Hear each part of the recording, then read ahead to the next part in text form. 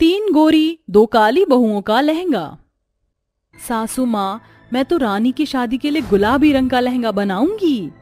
ओहो, गुलाबी लहंगा? वैसे मेरा मन तो पूरा गोल्डन लहंगा बनाने का है। बस बस भाभी, जरा मेरा भी ध्यान कीजिए। मेरा लहंगा कैसा लाने का इरादा है? तेरे लिए तो मैं 2 महीने पहले ही एक ब्राइडल लहंगा पसंद कराई थी। बड़ा ही हैवी और भारी है। तेरे लिए तो मैं वही लहंगा लेकर आऊंगी। माँ जी, रानी की शादी की तैयारी हमें अभी से शुरू कर देनी चाहिए, वरना। हम भी ये बात जानते हैं, इसलिए तो हमें मत सिखा। इन्हें तो पता ही नहीं क्यों हर मैटर में घुसना होता है। रानी, हम भी इस घर का हिस्सा हैं तो। अरे अरे, तुम ज्यादा मत बोलो। अभी बहुत सारा काम घर में पड़ा हुआ, पहले उसे निपटा कर आओ। हमने सभी कामों को निपटा दिया है। काली कलूटियों, हम नहीं चाहते हैं कि तुम हमारे बीच बैठकर हमारी अच्छी खासी बातों का मजा खराब करो। जाओ, जाकर दोनों की दोनों स्टोर रूम की सफाई करो। अपनी सास की बात सुनकर बेचारी संध्या और पूजा चुपचाप स्टोर रूम की सफाई करने आ गईं। उनके घर में उनकी ननद की शादी होने वाली थी और वो भी उस शादी की तैयारी वगैरह में अपने परिवार के साथ हाथ बटाना चाहती थी। लेकिन उन्हें तो कोई भी अपने साथ इन मसलों में बैठाना भी नहीं चाहता था। बेचारी संध्या और पूजा के साथ सभी नाइंसाफी कर रहे थे। पूजा, मैं भी चाहती हूँ कि हमें भी रानी की शादी में वही इज्जत और वही जगह दी जाए जो कि तीनों गोरी जेठानियों को मिलती है। भूल जाओ संध्या, ऐसा शायद कभी नहीं होगा। इस दुनिया में सभी को सारी खुशियां नहीं मिलती। किसी ने सही कहा है कि एक बेरोजगार आदमी और एक काली लड़की से पूछो कि जिंदगी किस मुश्किल चीज का नाम है। सही कहा, गरीबी हमारे नसीब में आई, काला रंग हमारे नसीब में था। भगवान जी भी सारी अच्छी चीजें सिर्फ अमीरों को ही दे देते हैं। हमारे नसीब में तो बस ये झाड़ू पोछा और लोगों के ताने ही रह गए हैं। दोनों काली बहुएं अपना मन एक दूसरे से बात करके हल्का कर रही थी। इसी तरह से दिन बीतते जा रहे थे।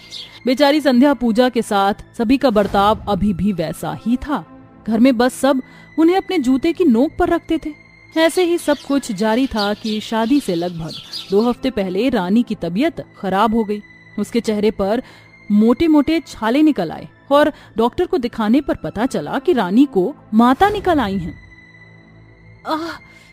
मेरे छालों में बहुत तेज खुजली हो रही है। भाभी, भाभी, रानी चिल्ला रही है। जरा जाकर सुन तो सही सिया। मैं क्यों सुनूं, तुम जाकर सुन लो। भाई, मैं तो रानी के पास बिल्कुल नहीं जाऊंगी। उसके शरीर पर माता निकल आई है। अगर उसका इन्फेक्शन मुझे लग गया तो। हम भी तो यही सोच रहे हैं। तीनों गोरी भाभियां ऐसे ही आपस में बात करके अपने अपने कमरों में चली गईं और कोई भी रानी के पास नहीं गया। आखिर में संध्या ही रानी के कमरे में उसकी आवाज सुनकर पहुंची। बोलो रानी। भाभी, मेरे छालों में बहुत जोरों से खुजली हो रही है। अरे नहीं नहीं, इसे खुजलाना मत, मैं कुछ करती हूँ। संध्या ने गोले का तेल उठाया और बिना किसी अलकासी और घिन के वो रानी को गोले का तेल लगाने लगी। जब दानों में खुजली होने लगे तो समझ जाओ कि माता के अब बस अंतिम दिन चल रहे हैं। अगर तुम इन्हें खुजलाओगी तो ये और बिगड़ सकती है, इसलिए इन पर हमेशा गोले के तेल से मालिश करनी चाहिए। अभी संध्या उसके तेल ही लगा रही थी कि तभी हाथ में दलिया लिए पूजा भी वहां आ गई और अपने हाथों से रानी को दलिया खिलाने लगी। जितनी नफरत रानी को उन दोनों से थी, वो उसका उतना ही ख्याल रख रही थी। और तीनों गोरी भाभियों को तो रानी की मौत और जिंदगी से कोई मतलब ही नहीं था। ऐसे ही कुछ दिन बीत गए और अब रानी की तबीयत बिल्कुल सही हो चुकी थी। उसकी शादी के भी अब सिर्फ 2 ही दिन बाकी थे। लेकिन ठीक होने के बाद रानी के फिर से पुराने ठाठ बाट ही निकल आए थे। रानी, ये लो खाना। ओ गॉड, इस खाने को लाने की आपको क्या जरूरत थी? तुम्हें क्या हुआ? प्लीज आप मेरे पास ना ही आए तो अच्छा होगा, समझी आप? अब दीजिए मेरा खाना। मुझे ये जरा सा भी पसंद नहीं आया। ले जाइए इसे। और हाँ, अगली बार मेरा मूड खराब करने के लिए प्लीज आप मेरा खाना वगैरह लेकर मेरे कमरे में मत आना। रानी की बात सुनकर बेचारी पूजा बस दुखी सी ही नीचे आ गई। क्या हुआ? ये मुंह क्यों उतर गया? मैंने तो बोला था कि तुम मत जाओ, लेकिन ये नहीं मानी। रानी ने ही भगा दिया होगा, और क्या। तीनों गोरी बहुएं पूजा का मजाक बनाने लगी कि तभी वहां पर बहुत सारे थैले हाथ में लिए यमुना और निरंजना आ गई। माँ जी, क्या लेकर आ रही हो? 2 दिनों बाद रानी की शादी है तो बस तुम सभी के लहंगे ही लेकर आ रही थी। निरंजना की बात सुनकर पूजा और संध्या के मन में भी उम्मीद सी जागी और वो भी निरंजना के पास जाकर खड़ी हो गई। निरंजना ने अपनी तीनों गोरी बहुओं के हाथों में बड़े ही हैवी लहंगे पकड़ा दिए जो काफी महंगे और सुंदर लग रहे थे। अरे वाह, ये तो बड़े ही सुंदर लहंगे हैं सासू माँ। और ये वाला देखकर बताओ। वाह, ये किसका है? ये जरूर मेरा ही होगा। बिल्कुल नहीं। अरे वाह, कितना सुंदर ब्राइडल लहंगा है मेरा। निरंजना की तीनों बहुएं और बेटी अपने अपने लहंगे लेकर बहुत खुश हो रही थी। उन तीनों के ही लहंगे बहुत ही सुंदर थे। उन्हें देखकर संध्या बोली, माँ जी, हमारे लिए कुछ नहीं लाई आप? हम शादी में क्या पहनेंगे? हाँ, मेरे पास तुम्हारे लिए भी कुछ है, मेरे साथ आओ। निरंजना उन दोनों को ही अपने कमरे में ले गई और अपनी अलमारी में से निकालकर उसने उन दोनों को ही एक एक पुरानी सी साड़ी पकड़ा दी। माँ जी, ये हाँ, ये मेरी सासू माँ की साड़ियाँ हैं। मैंने तो उन्हें एक बार भी नहीं पहना। तुम दोनों इन्हें शादी में पहन लेना। वैसे भी तुम्हारे ऊपर तो गुड़ गोबर सब एक जैसा ही लगता है, तो ज्यादा फर्क भी नहीं पड़ेगा। अब जाओ भी, मेरा मुंह क्या देख रही हो? संध्या और पूजा निरंजना से उसकी सास की साड़ी को बस चुपचाप ले आई। ऐसे ही देखते देखते शादी का दिन भी आ गया। तीनों गोरी बहुएं और रानी तो सुबह से ही बस अपनी तैयारियों में लगी हुई थी, लेकिन दोनों काली बहुएं आज भी नौकरों से भी ज्यादा काम कर रही थी। माँ, देखकर बताओ कि मैं कैसी लग रही हूँ? बहुत प्यारी। सभी तैयार ही हो रहे थे और अब मेहमानों के भी आने का समय हो चुका था। चल पूजा, अब हम भी हल्के फुल्के तैयार हो जाते हैं। संध्या और पूजा भी तैयार होने चली गई। वो निरंजना की सास की ही साड़ी पहन रही थी कि तभी साड़ी से एक रोशनी निकली और निरंजना की सास यानी दुर्गा स्वयं वहां पर आ गईं। आप कौन? मैं दुर्गा हूँ, तुम्हारी सास की सासू माँ। मुझसे डरो मत, मैं यहाँ तुम्हारी मदद करने आई हूँ। मैंने तुम्हारे साथ निरंजना का बुरा व्यवहार देखा है। जानती हो, ये साड़ी मैंने उसे तोहफे के रूप में दी थी, लेकिन उसने इन्हें कुछ नहीं समझा और इन्हें इतनी पुरानी होने के बाद तुम्हें दे दिया। लेकिन फिक्र मत करो बेटियों, मैं तुम्हारी मदद करूंगी। तुम ये साड़ी नहीं, तुम भी सुंदर लहंगे ही पहनोगी। ऐसे बोलकर दुर्गा ने जादू चलाया और वो साड़ियां अचानक ही ब्राइडल लहंगों में बदल गईं। अरे वाह, ये तो बहुत ही सुंदर लहंगे बन गए। अब तुम इन्हें पहनो और मजे करो। ऐसे बोलकर दुर्गा गायब हो गई। संध्या और पूजा उन्हें पहनकर बहुत ही अच्छे से तैयार हुई।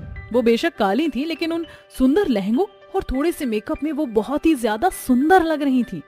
वो दोनों तैयार होकर नीचे पहुंची। सभी मेहमान उनके लहंगों को देखकर बस उनका ही गुणगान करने लगे और उनकी सुंदरता से रानी और तीनों गोरी भाभियों का रूप ही फीका पड़ गया। अरे निरंजना, तेरी ये सांवली बहुएं तो बड़ी ही खूबसूरत हैं। हाँ, निरंजना को उनकी तारीफ जरा भी अच्छी नहीं लग रही थी। जब सभी मेहमान चले गए तब निरंजना ने उन दोनों से उस लहंगे का राज पूछा। मुझे सच सच बताओ, कहाँ से पैसे चुरा कर ये लहंगे लाई हो? हम आपसे कुछ भी नहीं छिपाएंगे सासू माँ, हमने कोई चोरी नहीं की है। संध्या ने निरंजना को पूरी बात बता दी। सारी बात सुनकर निरंजना को अपनी गलती का एहसास हुआ। आज उसी की गलती की वजह से उसकी बेटी अपनी शादी के दिन ही फीकी पड़ गई थी। उसने उन दोनों से माफी मांगी। दोनों काली बहुओं ने अपनी सास को माफ भी कर दिया। माँ जी, हमें कभी भी किसी की खामोशी का नाजायज फायदा नहीं उठाना चाहिए, क्योंकि ऊपर वाला सब कुछ देख रहा है। आ गए आप? कुछ बात बनी क्या? बात नहीं बनी, बल्कि पक्की हो गई। दोनों परिवार वालों को हमारी आरोही और दुर्गा पसंद आई है। लेकिन क्या? दुर्गा बेटी का रिश्ता तो भगवान की कृपा से एक अमीर परिवार में तय हो गया है, लेकिन आरोही का रिश्ता एक मामूली परिवार में तय हुआ है। लड़के की एक छोटी सी किराने की दुकान है, लेकिन लड़का और परिवार बहुत अच्छा है। घर परिवार अच्छा है और लड़का हमारी आरोही को खुश रखेगा, तो इसमें हरज ही क्या है? पैसा ही सब कुछ नहीं होता। मैं तो खुश हूं कि जल्दी मेरी दोनों बेटियों का संसार बसने जा रहा है। दूर खड़ी दुर्गा और आरोही भी ये सब सुन लेती हैं। दुर्गा जहां अपना रिश्ता तय होने की वजह से मन ही मन खुश होती है, तो वहीं आरोही, इसकी शादी अमीर परिवार में होगी और मेरी शादी एक गरीब परिवार में, ये सुख चैन से रहेगी और मैं गरीबी में परेशानी झेलूंगी। नहीं, मैं ऐसा नहीं होने दूंगी। अपनी बहन का अमीर घर में रिश्ता होता देख आरोही मन ही मन दुर्गा से जलने लगती है और अपने मन में एक षड्यंत्र रचना शुरू कर देती है। ऐसे ही समय गुजरता है और शादी का दिन आ जाता है। दुर्गा, तुम तो जानती हो ना कि मुझे ये मेहरून रंग बिल्कुल भी पसंद नहीं है, इसीलिए क्या मैं तुम्हारी शादी का लाल जोड़ा पहन सकती हूँ और तुम मेरा मेहरून रंग का जोड़ा पहन लेना। लेकिन शादी का जोड़ा जिसके नाम से आता है वही अपनी शादी के जोड़े को पहनता है। क्या तुम अपनी बहन के लिए इतना सा भी नहीं कर सकती? अच्छा बाबा, नाराज मत हो, तुम मेरा शादी का जोड़ा पहन लेना और मैं तुम्हारा। मेरी प्यारी बहन, हम दोनों सिर्फ एक दूसरे का शादी का जोड़ा ही नहीं पहनेंगी, बल्कि अब से एक दूसरे की जिंदगी भी जिएंगी। दोनों एक दूसरे का शादी का जोड़ा पहनती हैं और तैयार होकर लंबा घूंघट कर लेती हैं। शादी के जोड़े के बदलने की वजह से माला आरोही के मंडप में दुर्गा को ले जाती है और दुर्गा के मंडप में आरोही की शादी की रस्में शुरू होती हैं और विधि विधान से दोनों बहनों की शादी हो जाती है। शादी के बाद दोनों बहनें जब अपने ससुराल पहुंचती हैं तो, अरे बहू, कब तक तू ये घूंघट ओढ़े खड़ी रहेगी? चल अब घूंघट तो हटा। भारती जैसे ही दुर्गा के चेहरे से घूंघट को हटाती है, अरे भगवान, ये क्या हो गया? ये आरोही नहीं बल्कि दुर्गा है। इसका मतलब मेरी शादी आलोक से नहीं बल्कि अर्नव से हुई है। माँ, ये सब क्या है?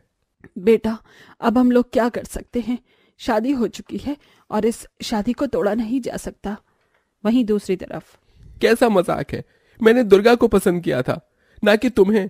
मेरी शादी तुमसे कैसे हो सकती है? मैं भी इस बारे में नहीं जानती। लगता है घूंघट ओढ़ने की वजह से माँ ने हमें एक दूसरे के मंडप में भेज दिया। जो भी हो, लेकिन मैं तुम्हें अपनी पत्नी स्वीकार नहीं करूंगा। आलोक, ये तू कैसी बातें कर रहा है? जात बिरादरी में हमारी नाक कट जाएगी। ये सब मेरे लिए भी अपनाना बहुत मुश्किल है, लेकिन अब इसके अलावा हमारे पास कोई रास्ता नहीं है। दुर्गा इसे अपनी किस्मत समझ के अर्नव को अपना पति स्वीकार कर लेती है, लेकिन वहीं आरोही ने तो सब कुछ पैसों के पीछे किया था। दुर्गा जी, आप यहाँ ऊपर खाट पर सो जाइए, मैं यहाँ जमीन पर सो जाऊंगा। इसकी कोई जरूरत नहीं है, आप खाट पर सो जाइए, मैं जमीन पर सो जाऊंगी। आप जमीन पर सोएंगी तो मुझे बिल्कुल अच्छा नहीं लगेगा। आप यहाँ आराम से सो जाइए और मैं यहाँ नीचे सो रहा हूँ। अगर आपको किसी चीज की कोई जरूरत लगे तो मुझे जगह देना। अर्नव का इतना अच्छा स्वभाव देखकर दुर्गा खुश तो बहुत होती है, लेकिन दुर्गा के लिए ये सब अपनाना बहुत मुश्किल होता है। वहीं दूसरी तरफ, देखो आलोक, मैंने तुम्हारे लिए अपने हाथों से केक बनाए है, खाकर बताओ कैसा बना है। मुझे केक खाना बिल्कुल भी पसंद नहीं है और आइंदा मेरे लिए कुछ बनाने की भी जरूरत नहीं है, समझी? तुम्हारे लिए मुझे बनाना भी नहीं है, ये तो सिर्फ मैं नाटक कर रही हूँ ताकि तुम्हें मेरी साजिश के बारे में कभी पता ना चले। जहाँ एक तरफ आरोही और आलोक का रिश्ता किसी जबरदस्ती के रिश्ते से कम नहीं था, वहीं अर्नव अपने और दुर्गा के इस रिश्ते को धीरे धीरे सही करने की कोशिश करता है। लगता है आपको चूल्हे पर खाना बनाने की आदत नहीं है। आप हटिए, मैं खाना बना देता हूँ। आप अभी तो काम करके आए हैं, आप बैठिए, मैं बना लूंगी। एक दिन मैं खाना बना लूंगा तो कोई पहाड़ नहीं टूट जाएगा। आप यहाँ बैठिए, खाना मैं बना देता हूँ। दुर्गा को चूल्हे के पास से हटाकर अर्नव खुद बैठकर खाना बनाने लगता है, जिसे देखकर कहीं ना कहीं दुर्गा के मन में अर्नव के लिए जगह बनने लगती है। आह, मेरी उंगली कट गई आलोक, देखो ना मेरी उंगली से कितना खून निकल रहा है, जरा फर्स्ट एड बॉक्स ले आइए। मैं तुम्हारा कोई नौकर नहीं हूँ, जाओ जाकर खुद फर्स्ट एड बॉक्स लेकर आओ। आलोक का ऐसा बर्ताव आरोही के लिए काफी मुश्किल पैदा कर रहा था। आरोही को पैसा तो मिल गया था, लेकिन अपने पति के प्यार से आरोही मोहताज थी।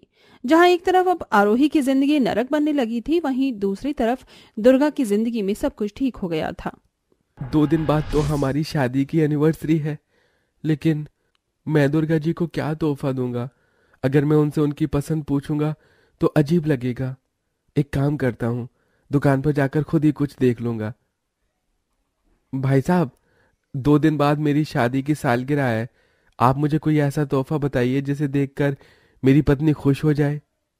भाई साहब, ये देखिए, आज हमारी दुकान में ये लहंगा आया है। अगर आप ये लहंगा अपनी पत्नी को देंगे तो वो 100% बहुत खुश हो जाएंगी। अगर ऐसा है तो आप ये लहंगा पैक कर दीजिए। मैंने ये लहंगा तो ले लिया, लेकिन पता नहीं दुर्गा जी को ये लहंगा पसंद आएगा कि नहीं। मैं यहाँ मॉल में तो आ गई, लेकिन इनके पसंद का क्या है ये मुझे पता ही नहीं। एक काम करती हूँ, इन्हीं से कॉल करके पूछ लेती हूँ। हेलो, हाँ बोलो। 2 दिन बाद हमारी शादी की एनिवर्सरी है ना, तो मैं उसी की गिफ्ट के लिए आई हुई थी। क्या आप मुझे बता दो कि आपको एनिवर्सरी के तोहफे में क्या चाहिए? Are you mad? तुम्हें पता नहीं आज मेरी कितनी इंपॉर्टेंट मीटिंग है और तुम हो कि मुझे कॉल करके इन बकवास चीजों के लिए मेरा टाइम वेस्ट कर रही हो।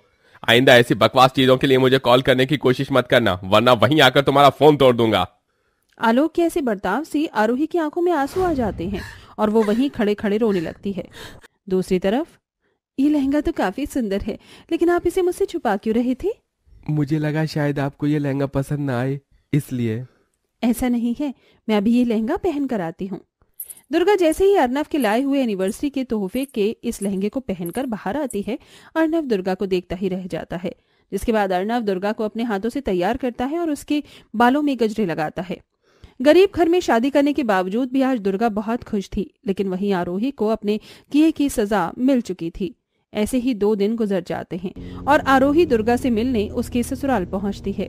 दुर्गा, कैसी हो तुम? मैं ठीक हूँ, तुम कैसी हो? गर्मा गर्म गुलाब जामुन तैयार है।